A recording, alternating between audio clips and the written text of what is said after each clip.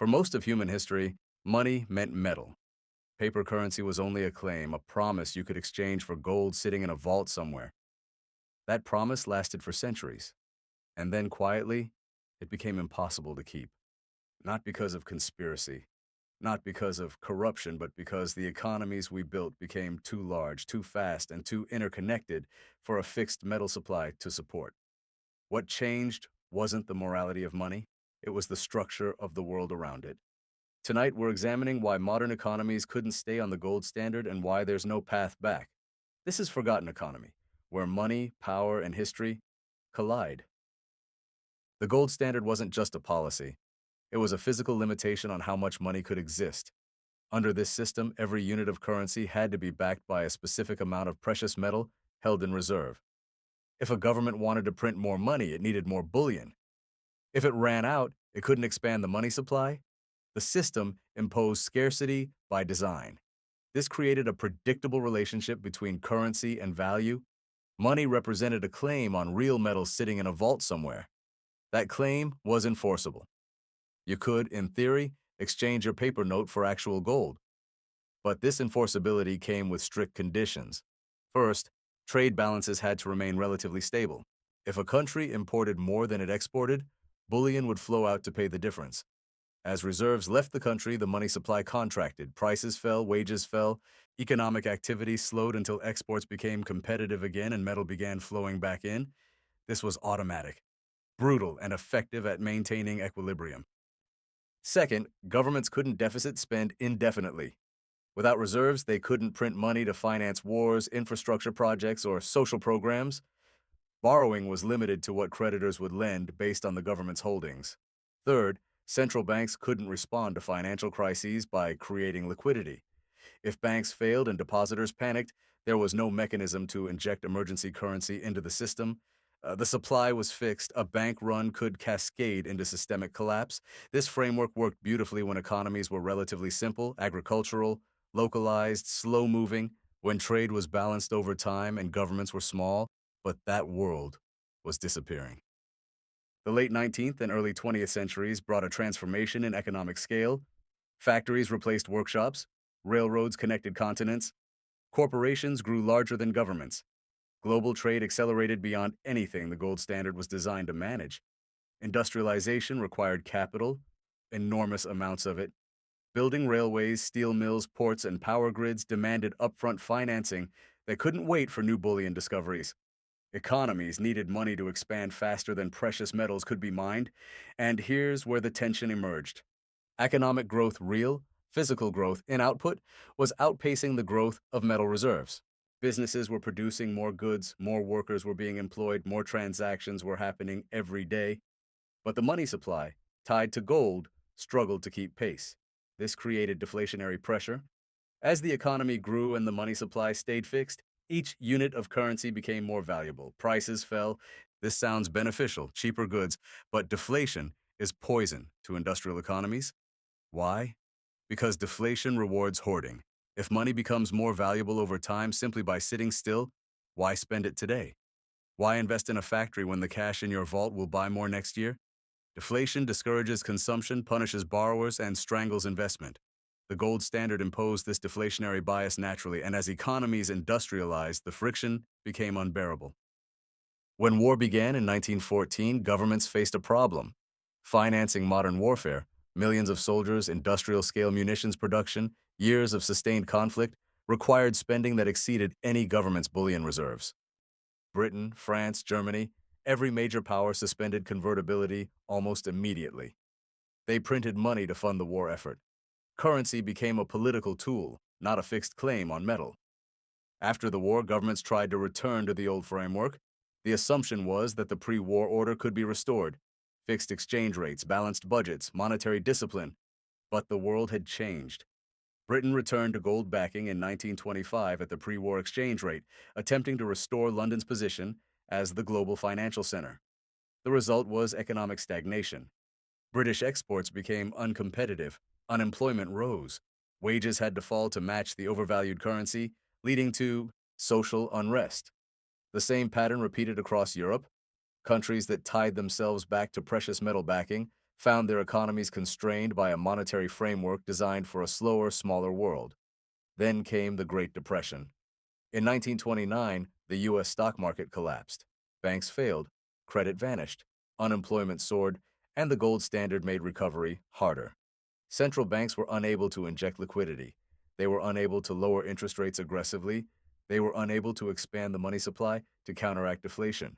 The rules that once created stability had become the very rules preventing recovery. Countries that abandoned the constraint early, like Britain in 1931, recovered faster. Countries that clung to it suffered deeper and longer. The pattern was clear. Fixed metal backing imposed discipline when economies were stable, but during crises, that discipline became rigidity. By the time World War II arrived, no one seriously believed this framework could anchor a modern wartime economy. Governments spent what was necessary, currency became fully elastic. The constraint was ignored. After World War II, the global economy needed a new monetary framework. The old system had failed, but pure fiat currency, money backed by nothing, seemed too risky. So the world built a hybrid. The Bretton Woods system, established in 1944, created a gold dollar standard. The US dollar would remain convertible to bullion at $35 per ounce. Every other currency would peg to the dollar. This gave the framework the appearance of metal backing while allowing flexibility in practice. It worked, for a while. The United States emerged from World War II holding the majority of the world's reserves. Its economy was intact. Its currency was trusted. Bretton Woods functioned smoothly as long as the U.S. maintained that backing and didn't print too many dollars.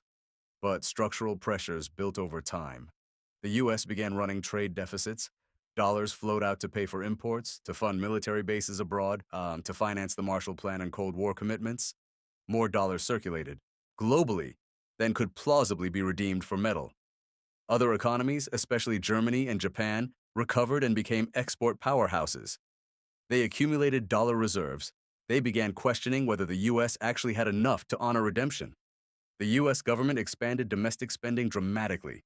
The Great Society programs, the Vietnam War, Medicare, Social Security, these required deficit spending, printing money backed by less and less bullion. By the late 1960s, the math didn't work anymore. Foreign central banks held more dollars than the U.S. had reserves to redeem.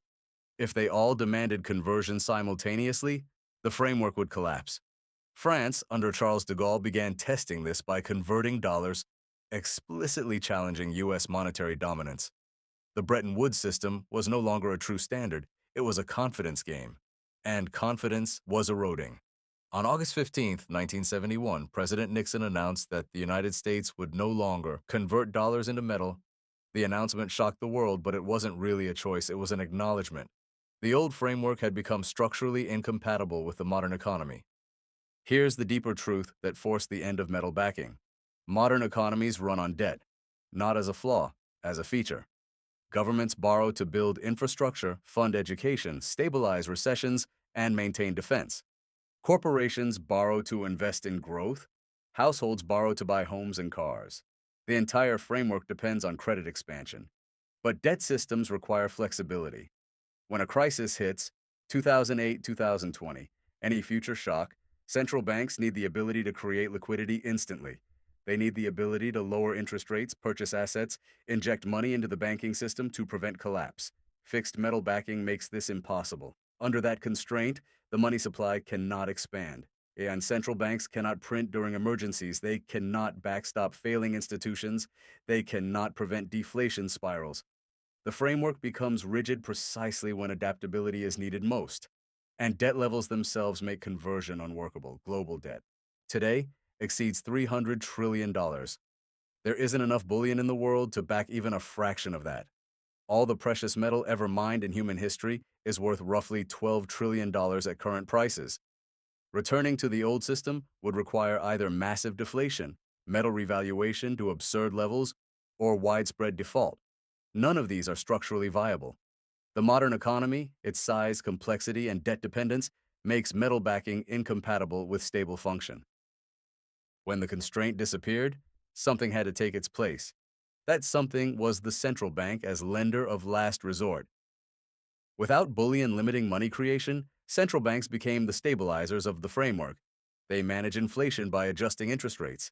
They inject liquidity during crises. They buy government bonds to finance deficits when needed. They prevent bank runs by guaranteeing deposits. This is why every major economy today has a powerful central bank. The Federal Reserve, the European Central Bank, the Bank of Japan, the People's Bank of China.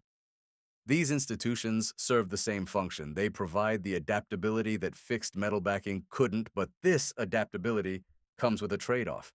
Fiat currency allows governments to run persistent deficits. It allows debt to grow faster than GDP.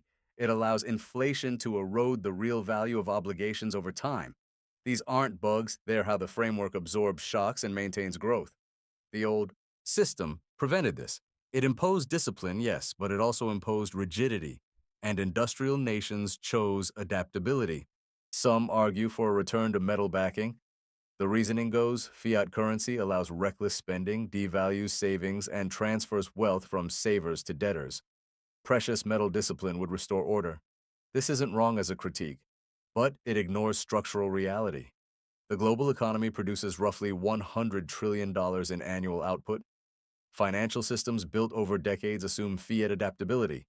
Contracts, derivatives, pension obligations, government bonds, all of this exists because central banks can manage liquidity. Switching back would require unwinding this structure. It would mean governments defaulting on bonds they can't redeem, central banks unable to prevent bank failures, deflation as the money supply contracts, trade imbalances forcing brutal recessions, no mechanism to respond to future crises. Even if a government wanted to return, it couldn't do so without triggering economic collapse, and no coalition of governments could coordinate such a transition without mass political upheaval. The transition cost exceeds any benefit. The gold standard ended not because discipline was wrong, but because the world it disciplined no longer existed. Economies industrialized, wars demanded total mobilization, trade became global, debt became structural, and fixed metal backing couldn't adapt. What replaced it, central banks managing fiat currency, is the solution to the problem the old framework couldn't solve. This doesn't mean the current arrangement is perfect, it doesn't mean it will last forever. It means that systems change when the reality they serve changes, and every monetary framework eventually faces the same question. Does it still fit the economy it serves? The gold standard couldn't answer yes, so it ended. Not through conspiracy, not through theft, through structural incompatibility, and understanding that teaches us something important about how economic systems evolve, they adapt, or they disappear.